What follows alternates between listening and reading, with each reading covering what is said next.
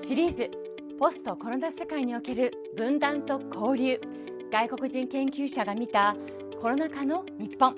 こんにちは、ナビゲーターのサヘルローズです。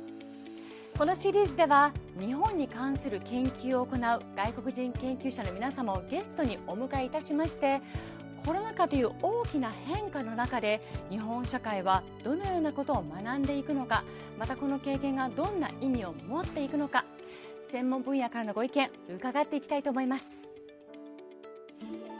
お話を伺う研究者の皆さんは、国際交流基金が世界中から毎年お呼びしている日本研究フェローの方々です。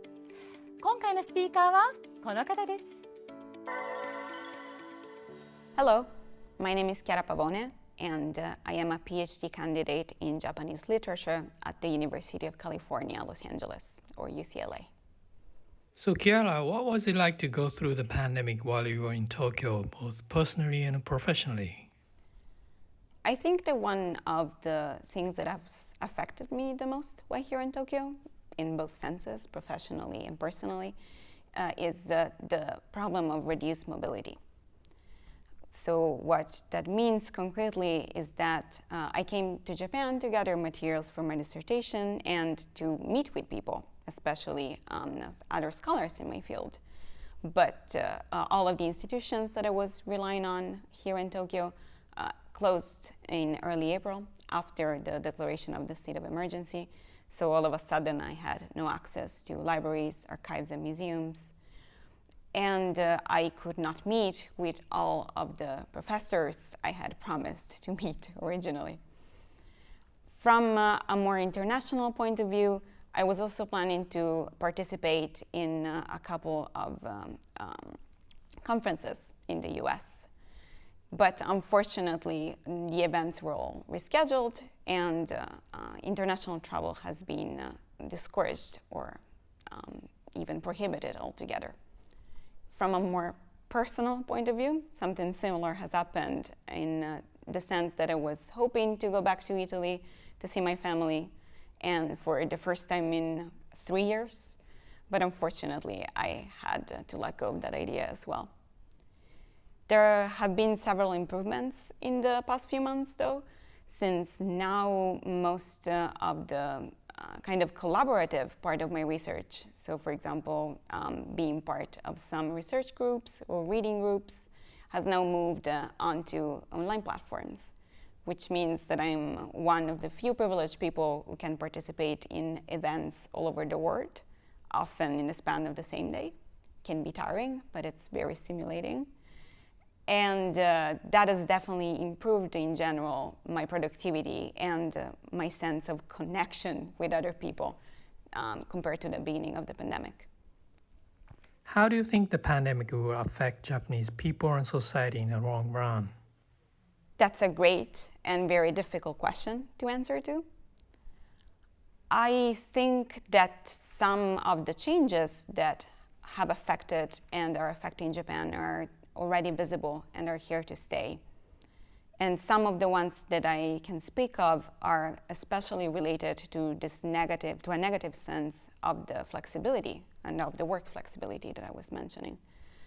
What that means concretely is that I work on disaster literature, and when we think about disasters, we think about them as great equalizers, or in other words, events that affect everybody, all social groups and categories indiscriminately. However, there were definitely groups that were hit hardly and more violently than others by the pandemic, such as temporary workers, contingent workers more technically, and specifically hack and shine, so dispatch workers, student workers, or temporarily employed housewives who relied on that paycheck to support their family. These categories are definitely being the ones who have kind of taken the brunt of the first wave of corona layoffs. Of course, even the people who were fortunate enough to keep their job are now forced to work in circumstances that make them more vulnerable to the virus. Let's just think about the morning and the evening rush hours while train ridership has definitely decreased in the past few months. I got on a train this morning, and I can definitely say that there was no way to keep any kind of social distance with the people around me. And of course, even the people like me who are forced to work remotely are affected negatively in other ways. So in the case of company employees that could check in and out of their workplace before the pandemic, now they have no way to count the effective work hours and to limit them in case they go well over, as it often happens. And that means, of course, that there's a definite psychological toll that has been taken on these workers and on everyone else since the beginning of the spread of the virus, but also that all of the positive steps that have been taken by some companies in direction of the improvement of the working conditions of their employees, especially since the 2018 Hataraki Kata Kaikaku Kanenho, the labor reform law, have been completely undone. So I have no way of predicting the future. Otherwise, I would be employed in, somewhere else. I wouldn't be doing research at all, probably. But what I can say is that I hope that the government will take the necessary steps to mitigate the negative effects that the pandemic has had on the workforce in general, on the people who have lost their jobs, and on those who will be looking for employment in this contracted economy. What was your research about in general? My research in general is about representations of bodies, and especially human bodies, in the context of post-3/11 media, and particularly literature, since that is my area of specialization. I look in particular at the way in which the body is used as a metaphor, and in how conceptions of health and illness of the body are often used to explain the workings of larger social and spatial entities, such as a state or a community or a family even. To give a more concrete example of that, since this is all very abstract, we hear, for example, on TV, economists talk about the economic health of a country, and we don't really question why that particular term is used. So to summarize, what I'm doing right now is writing my dissertation, and in it trying to look at the ways in which this individual and communal ideas of health are made to overlap, and how post-3/11 works of literature, or more in general, works that deal with man-made or natural disasters, either question or disrupt this idea of health.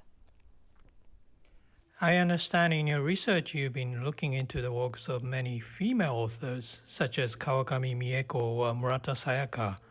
What about their works attracts you most? Thank you for the question. I was hoping to be able to talk about that a little more in depth.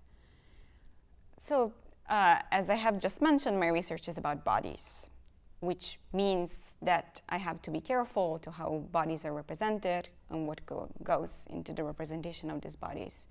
And gender is something that I can't ignore in this context, since it creates a lot of the preconceptions that we have about what a body should look like, and especially when it comes to healthy bodies.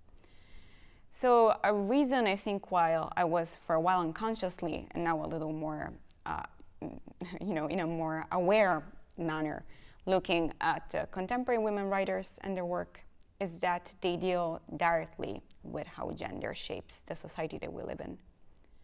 And Murata and Kawakami in particular are very interesting because one of the things that they focus the most on is the crisis of social institutions, such as the family, as we know it, and also the ways in which such institutions have produced and reproduced a gender divide that we still deal with today.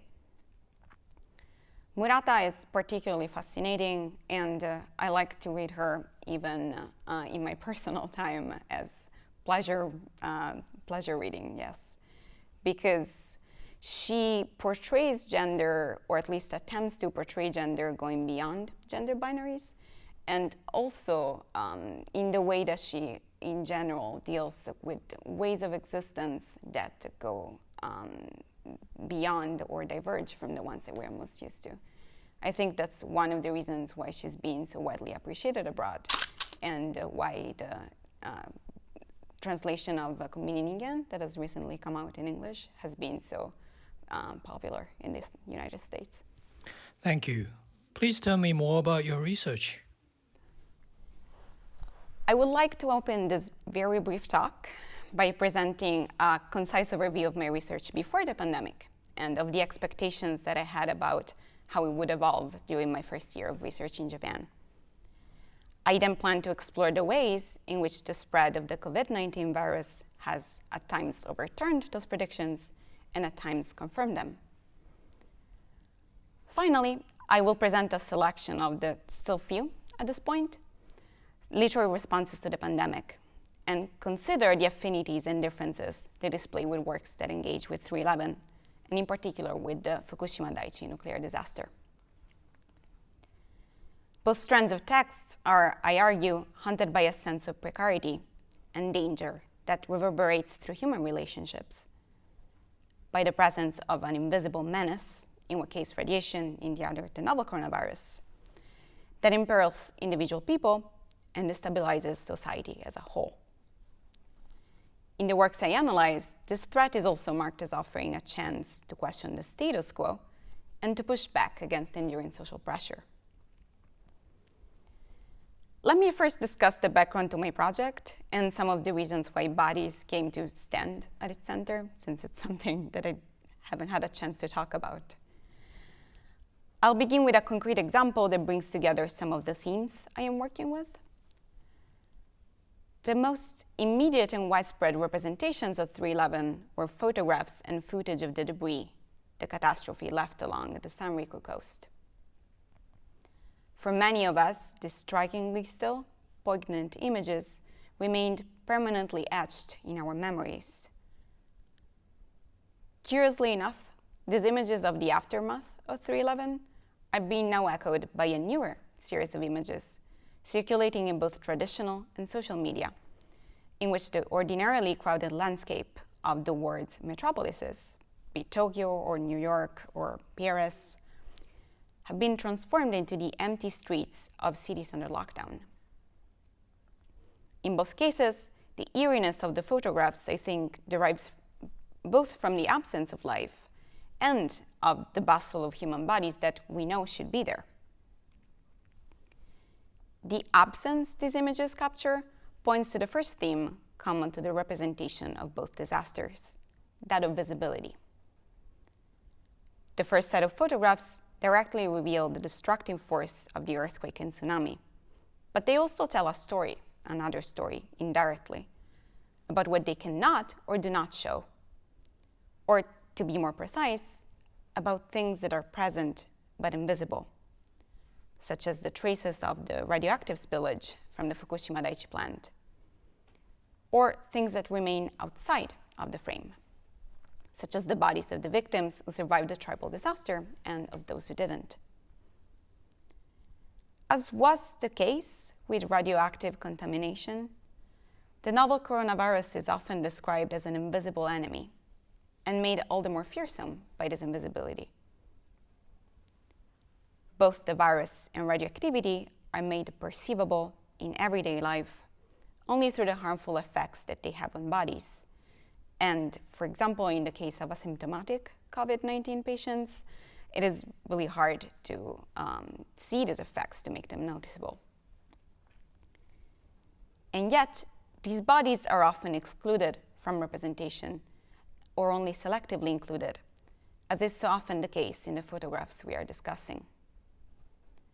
Whose bodies and what kind of bodies are represented in different kinds of media, whose bodies are ignored, whose are characterized as natural, and whose as unnatural or foreign, tells us, in fact, a lot about how a society imagines itself.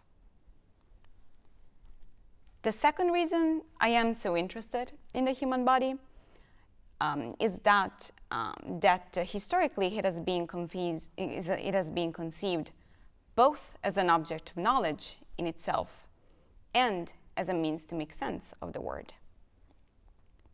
The word head, as it happens with atama in Japanese, refers to part of the human body, but also to the flat part of a screw, neji no tobu, and the beginning of a river. It can also refer to the highest rank within an organization, or in Thomas Hobbes' idea of body politic, the sovereign as head of state. The human body thus radiates out into language, pervading discourse, and shaping the way in which we think about objects, space, and above all, human communities. This somatic language shapes all different kinds of discourse. As I mentioned earlier, a prosperous economy is often characterized as healthy. Interestingly enough, also, former Prime Minister Abe Shinzo reiterated in his speeches the need to make Japan a country tough in the face of disasters. 震災に強靭な国づくり. Kyojin is an adjective that offers no easy translation in English. However, in its usual pairing with karada, it bespeaks a strong, trained body capable of endurance. This insistence on the health of a flourishing country and its economy also works on another different level, constructing disasters, pandemics included, as critical moments and thus menaces to this idealized fitness. The opposite is, however, I want to argue, also true. Bodily disruptions, like illness, may be deployed to signify political and economic imbalance, but also social dissatisfaction and unrest. Kirino Natsuo's 2016 novel, Baraka, provides a very powerful example of this tendency. In it, the wounded body of the eponymous protagonist, a 12-year-old girl named Baraka, who survived both 3/11 and throat cancer, becomes a symbol both of the harmful effects of radiation and of the anti-nuclear movement. When I came to Japan in the fall of 2019, the 2020 Tokyo Olympics and Paralympics loomed on the horizon. The wounded bodies I had noticed were a recurrent theme in the recent novels dealing with 3/11 that I was dealing with, seemed, as I had anticipated, to be giving way in the common imagination to the healthy, muscular bodies of athletes who increasingly populated billboards and television screens. This preoccupation with the Japanese Olympics and its competitors, and the focus on their daily training and attempts to overcome their own physical limits, could easily be read as a metaphor for the larger well-being of the nation. Like its athletes, and with comparable effort, those figures at least seem to say, Japan had ostensibly recovered from the disaster barely 9 years after its occurrence. Now, about 10 months into the pandemic, the tone of the commercials we see on TV and the figures that shape our experience of metropolitan space have once again been drastically transformed. The approach of winter and the arrival of the third wave of the virus have shifted the balance in favor of ads for cold medicines, supplements, and beverages intended to boost our immune defenses, and disinfectants, especially disinfectants, all products that support the image of a body under siege. As I was mentioning earlier, a persistent sense of danger is something that these most recent months of the pandemic share with the aftermath of the Fukushima Daiichi explosions. The contamination of produce, meat, and fish coming from Fukushima and the surrounding prefectures posed, and to some extent still pose today, a threat to the safety of the home. Partaking of food around the table, especially when its origin was unknown or unknowable, carried with it the danger of sharing radiation with one's family. Similarly, in this pandemic age, welcoming someone home from work means embracing the risk of contagion. In other words, the potential violation of a space that is usually perceived as a sanctuary. Just as one must defend one's body from the virus, so one must defend one's home. The immunity of the body and of the space one inhabits from disease is, or at least so TV ads seem to suggest, currently the most prized of commodities. One way in which this palpable sense of threat to the home manifests itself in literary works is through the unraveling of familial relations. For instance, in the work of an author that has also recently written about the pandemic, Kanehara Hitomi, and in this particular novel, Motazaru Mono, The Dispossessed, one of the narrators of the story, Shuto, and his wife separate after the fear of radiation infiltrates their household, and they develop clashing views on how to raise their newborn daughter and what to feed her, especially. In Kawakami Mieko's short story, Ai no Yume to Ka, the unnamed protagonist debates whether to leave both her husband and the country after the tribal disaster to escape simultaneously a loveless marriage and the threat of contamination. Less directly and in slightly divergent ways, the two texts also display another kind of anxiety towards the current form of the nuclear family and the gender division of labor it entails. In Dreams of Love, etc., the main character feels trapped by the routine of her household chores, even more so when her house does not feel as safe as it should. In The Dispossessed, instead, Shuto's wife Kana falls apart in the face of her husband's expectation that she screen all the food that the family consumes for radiation and fights the onset of postpartum depression while caring for their child, all by herself. As I mentioned earlier, disasters never affect anyone equally. Some are destined to suffer more than others. Most literary reactions to the pandemic have been concerned with pointing out the social inequalities that have emerged in this ongoing state of emergency. As was true in the wake of other catastrophes, these responses usually take the form of the non-fictional diary, essay, or editorial, and only later fiction usually appears. Murata Sayaka, in a series of short essays published between April and June and originally published on a German newspaper, observes the repercussions the pandemic has had on her married women friends and how the constant presence of children at home and or partners who must now work remotely multiplies the weight of domestic labor. Murata's considerations echo a disparity noted in the post-3/11 texts, to which I have referred. In times of social crisis, the bulk of the work required to maintain the health of the household falls squarely on women. One of the few fictional works that has been published, and at least until now, about the pandemic is also Kanehara Hitomi's, and it's a short story titled Unsocial Distance, literally, unsocial distance. And I think it takes a different approach to very similar problems. The story is written from the point of view of two 20-somethings, two people belonging to a different age range of the protagonists that we have looked at until now, Sana and Koki, and follows the ups and downs of the relationship since the first wave of the virus. Both characters struggle with depression and with adapting to the demands of impending adulthood.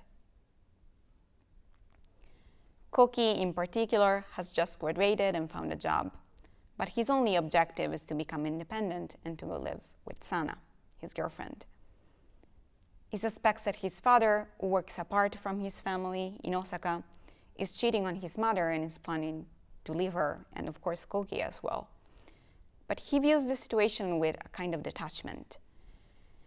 He observed dispassionately his mother's attempts to remain in control by attentively policing his movements in and out of the house and the house itself, which she sanitizes obsessively against the virus.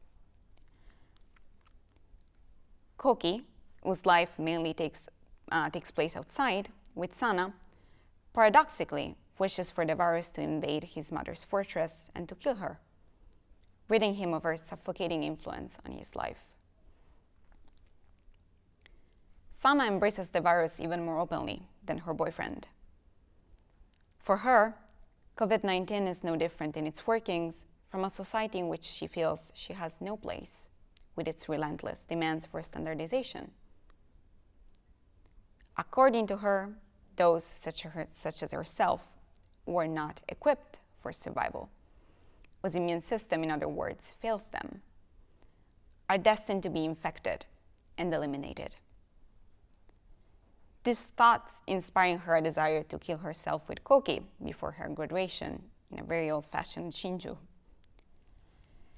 In a monologue she delivers before koki convinces her to stay alive, she fantasizes about becoming the virus itself and obtaining its power to decide who is worthy to survive and who is not. On Social Distance, whose main characters stay together while challenging widespread calls for social distancing, as the title already clearly implies, and at the same time cultivate the will to form a family of their own, might be read, I think, as contradictive the divisive and entropic tendency of the other works that I have introduced until now. However, its use of the virus as an analogy for social oppression confirms that the pandemic, much like in the case of 3/11, has the potential to become a site where social imbalance and injustice can be made visible, and thus capable of being addressed, both by us, by writers, and the government itself. To conclude this very brief reflection, and as Murata Sayaka put it in one of her essays, ウイルスが怖いが人間の方が怖い. The virus might be scary, but people are much scarier. Thank you very much. いかがだったでしょうか。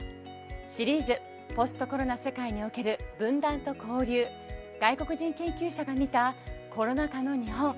次回もぜひご覧くださいね。ナビゲーターはサヘルローズでした。